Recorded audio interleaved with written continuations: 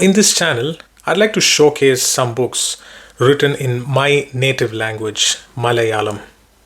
The reason for me to do this is fairly simple. There is some amazing literature always been written, continuing to be written in Malayalam, and I'd like to expose at least some of that to an audience who do not read the language. The book I'd like to showcase in this episode is called Mullappoo Niramulla Pakalukal. Roughly translates to Jasmine Colored Days. This book has an English translation as well. It's called Jasmine Days. It was published in 2014 and written by the author Benyamin. Benyamin, for those who do not know, is one of the most popular authors in modern Malayalam literature. He's written many novels, won many awards, and the reason for his popularity is his way of writing. He takes the reader through this journey, makes sure they remain hooked, and most importantly, it's his ability of not shying away from complicated or controversial topics. Rather, he breaks it down into much simpler forms, which the reader enjoys. Speaking of controversial topics, this book is based on a story which took place during the Arab Springs Revolution, which occurred in many Arab countries during 2011. This takes place in one particular city. Benyamin has explicitly not mentioned the name of the city throughout the book, but it is of popular consensus that it took place in Bahrain, which is a country where he lived for 21 years. And there are quite a few clues within the book as well, pointing to the location. Now, in this story, he has portrayed it through two sections of society, which is living through these protests. One is an immigrant living in this city who's living in this seemingly peaceful country and who cannot understand why there should be any discontent. The other is a native Arab who lives in the same country, who is feeling oppressed and who is willing to fight for change. The story is presented as a narration by the protagonist. Her name is Samira Parveen. She's a radio jockey from Pakistan. She lives in the city with her father, who she calls his Baba, and her extended family members. She loves her life. She loves her work. She talks about life at the radio station. She runs the Hindi segment, she and her colleagues. And there is this other set of RJs who run the Malayalam segment. And they have this friendly rivalry going on. They call the RJs from the Malayalam segment as the Malayalam Mafia, because those guys are loud, boisterous. They want to win at all costs. But Samira is this character who's fierce. She never wants to back down from a fight. And she's basically like that at home as well. Her extended family mainly consists of her Taya, her dad's eldest brother.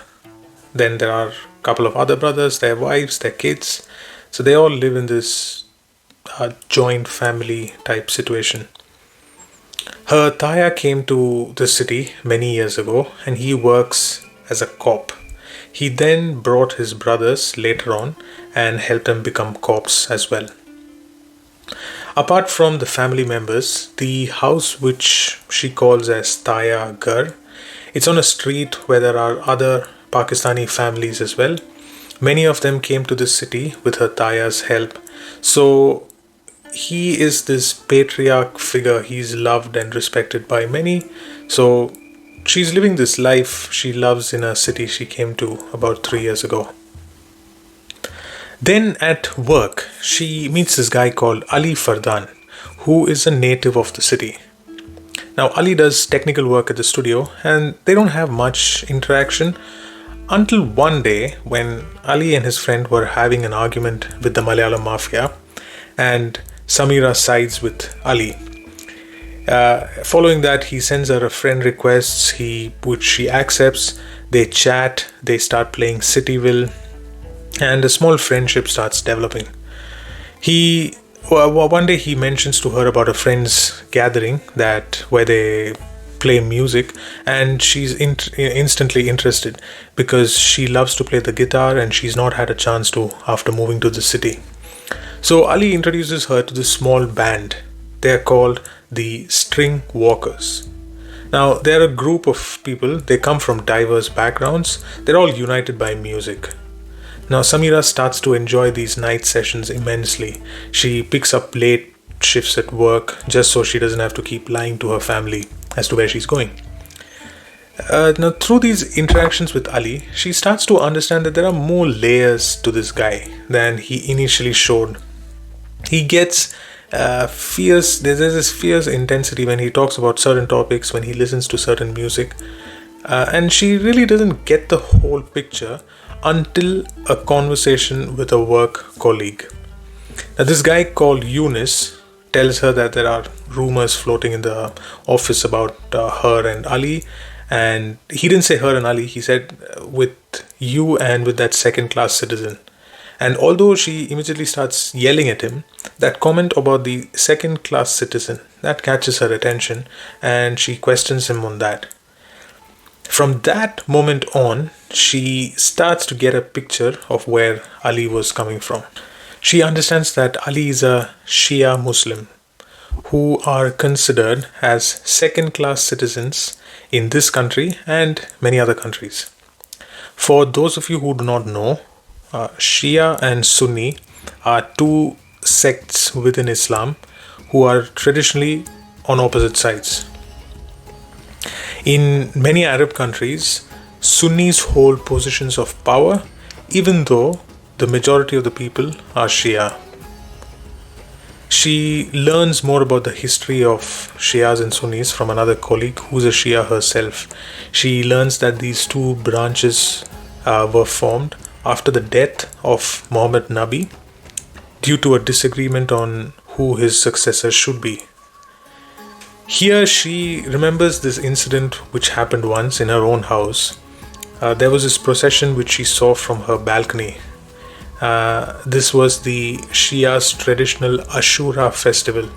Here, the people were harming themselves on purpose using swords in remembrance of their founding imams and the suffering that they endured.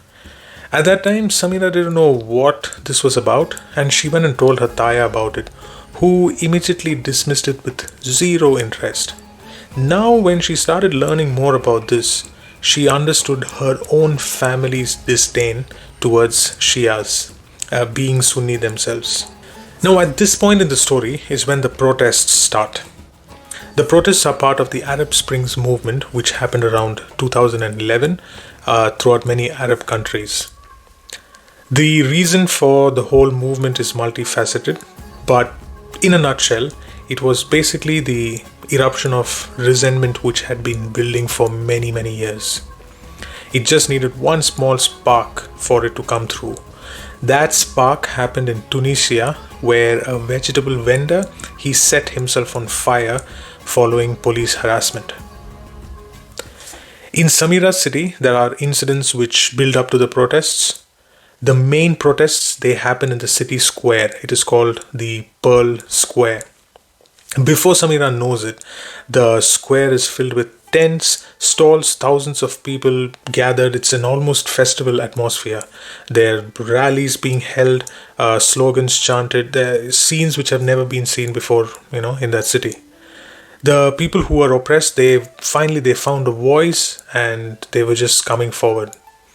In Samira's city, the main reason for the protests was the majority Shia Muslims, they were being ruled by a minority of Sunni Muslims. Like in Ali Fardan's case, all of them, they felt being treated as second-class citizens, they just couldn't take it anymore. All they wanted was an equal share, equal say in the running of the country that they called home. Now, the role social media played in these protests is pretty interesting. There was a lot of groups being organized through Facebook, messages, slogans, revolutionary slogans through Twitter, videos of police brutality going viral, videos and songs, revolutionary songs, of the protest leaders going viral. Social media played a huge part in making these protests so big during that time. Because traditionally, any protests or dissent in an Arab country is normally crushed with brute force. They're not allowed to to send a message. And as the protests grew, there's a lot of incidents happening. It's obviously I can't mention all of them, but it's interesting because on the one hand, Samira is taking part in the protests. On the other hand, her Baba and Taya, they are part of the police. They're protecting the regime, the security forces for the regime. And for the most part, her radio station, they ignore the protests completely. They do not talk about it. They just continue with normal programming until the regime started realizing that these things have gone out of hand, and it's the protests are huge. At that point, the MD of the radio station himself sends a message to call a rally in support of the ruler.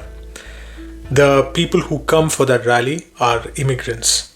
The next day, when they come to work, there's a lot of heated arguments between the immigrants who went for the support rally and the native Arabs who are taking part in the protests. So a lot of incidents like that. There is an incident where Samira is introduced to an Arab who is a communist. It's something you have pretty much never heard of. Apparently, there's a small section of communists within that Arab society. Obviously, pretty a small band, but they got to the movement many years ago, and they were crushed. When they tried to raise their voices 20-30 years ago, they were crushed, they were jailed, but now they're giving moral support to this movement. So a lot of interesting stories, side stories which happen. But as it goes on, at the end of it, the protests do get shut down.